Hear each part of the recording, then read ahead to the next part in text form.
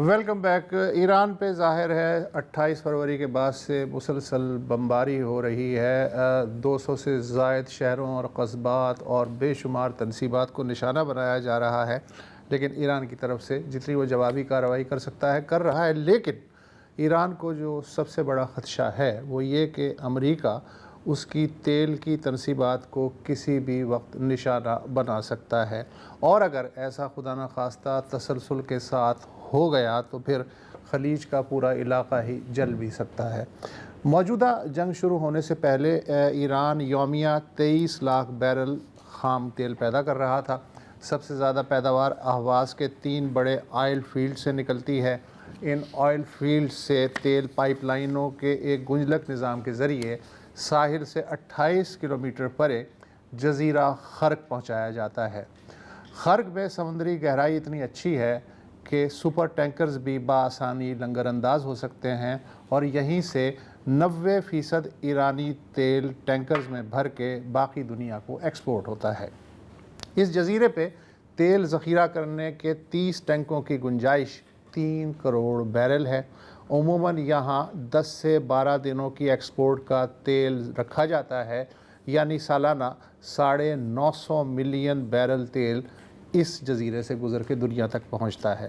ذرا سوچئے کہ اگر اس ذخیرے پہ براہ راست بمباری ہو جائے تو خلیج کے دونوں طرف کا کم از کم آدھا ساحل انسانی رہائش کے قابل نہ رہے۔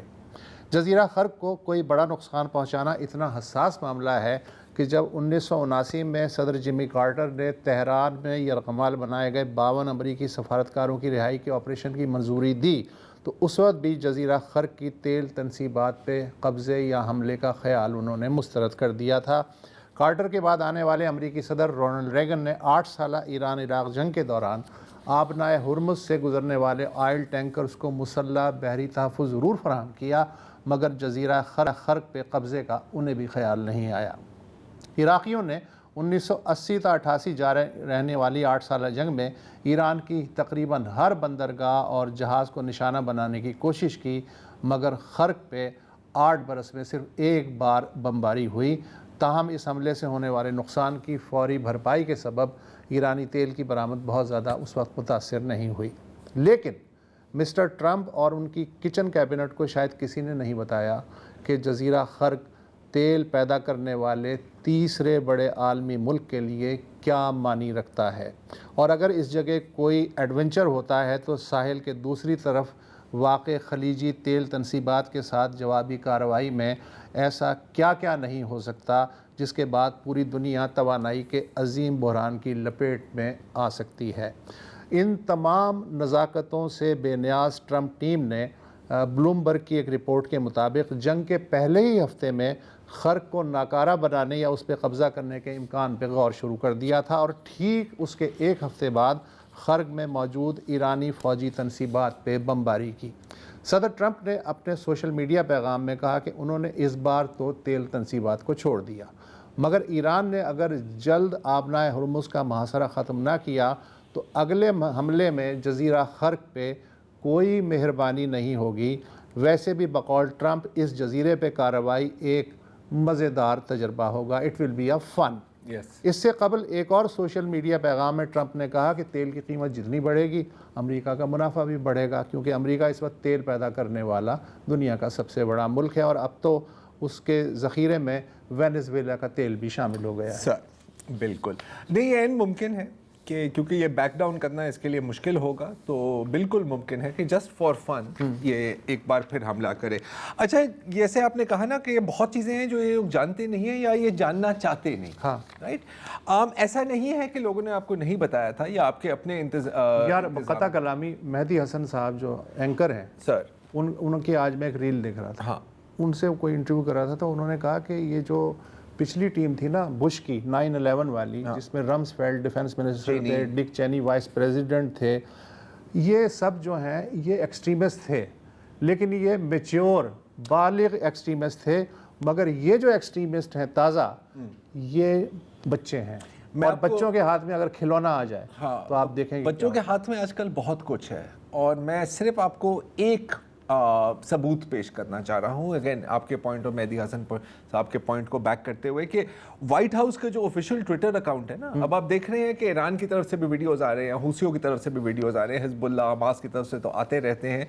आप ज़रा देखें कि इस जंग को ये किस तरह पेश कर रहे हैं। मुख्तसर सा वीडियो है, हमने देखा है तो लाजिम है कि आप मतलब कि आप तबाही कर रहे हैं, आप बर्बाद कर रहे हैं। ये व्हाइट हाउस की अपनी वीडियो है और निंटेंडो वी एक गेमिंग सिस्टम है, उसके साथ इन्होंने स्लाइस किया। वो ये इनकी मेंटालिटी है। इस पर हम ज़रा तफसील में बात करेंगे, पहले ज़रा आपने हुर्मुज़ को निपटा लेते हैं। जैसे अभी यही बात हो रही थी ना कि जो अडल्ट एडवाइस होती है, इनको एक्सपर्ट्स वैसे ही नहीं पसंद।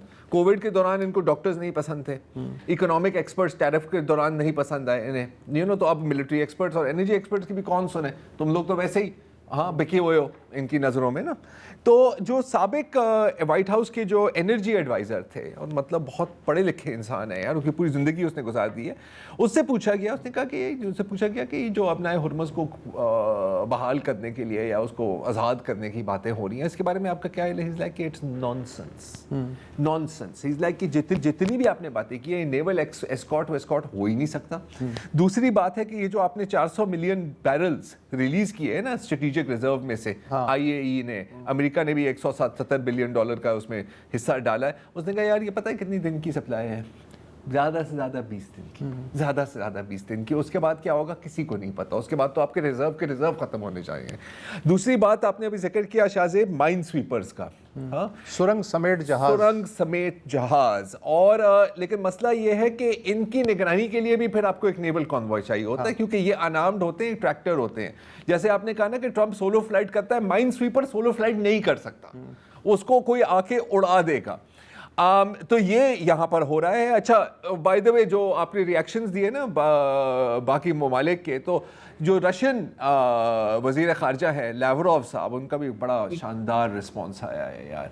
उसने कहा यार बिल्कुल अपना हुर्मुज़ बंद है और ये बहुत एक फ़िक्रमंद बात है, लेकिन ये जो आपके जो यूक्रेनियन दहशतगर्द ब्लैक सी में शिपिंग पर हमले कर रहे होते हैं, इसके बारे में भी तो कोई बात करे ना। तो मतलब सब इसमें अपना हिस्सा डाल रहे हैं। रूस वैसे ही खुश है, उनको वो तो चाहते हैं कि ये 3-4 महीने चले। रोज़ाना $1.5 बिलियन प्रॉफिट, रोज़ाना $1.5 बिलियन प्रॉफिट आ रहा है, जो यूक्रेन में लग रहा है, लगेगा, राइट। और एक और जो, अगर मैं फ़ायदा नहीं कहूँगा लेकिन कम नुकसान, अगर खलीजी ममालिक का हम हिसाब लगाएं, एक मैप भी है वो सऊदी अरब वाला, तो सबसे कम नुकसान मेरा ख्याल है सऊदी अरब का ही हो रहा है। एक तो क्योंकि उन पर हमले भी कम हुए हैं, और अगर आप ये मैप देखें तो बिल्कुल राइट में फुजैरा पे तो हमले हो रहे हैं, राइट, लेकिन जो सऊदी अरब में जो ईस्ट वेस्ट ऑयल पाइपलाइन है उस पर एक हमला नहीं हुआ। और सऊदीया थैंक्स टू इट्स जोग्राफिया के पास मगरिब में भी एक बंदरगाह है जहां से अभी भी तेल याम्बो यहां से तेल अभी भी जारी है। अब सवाल यहां पर बनता है, इसमें पता है किसका स्टॉक सबसे ऊपर जाता है? हूसियों का।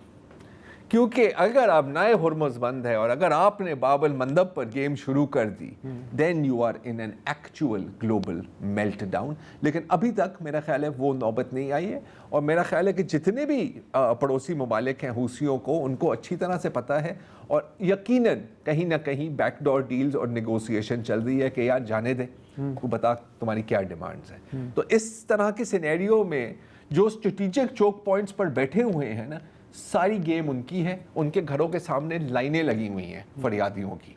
जैसे कि फ्रांस और इनके बारे में तो बात की जा रही थी ना कि वो कोशिश कर रहे हैं कि यार ईरान के साथ एक साइड डील कर, यार भाई नहीं है, जाने दे। लेकिन फ्रांस की भी एक बड़ी अजीब डबल गेम है, क्योंकि अभी वो जो ड्रोन हमले किए हैं ना ईरान ने इराकी कुर्दिस्तानी ग्रुप्स पर, कुर्दिश ग्रुप्स पर, उसमें एक फ्रेंच एलीट सोल्जर भी मारा गया।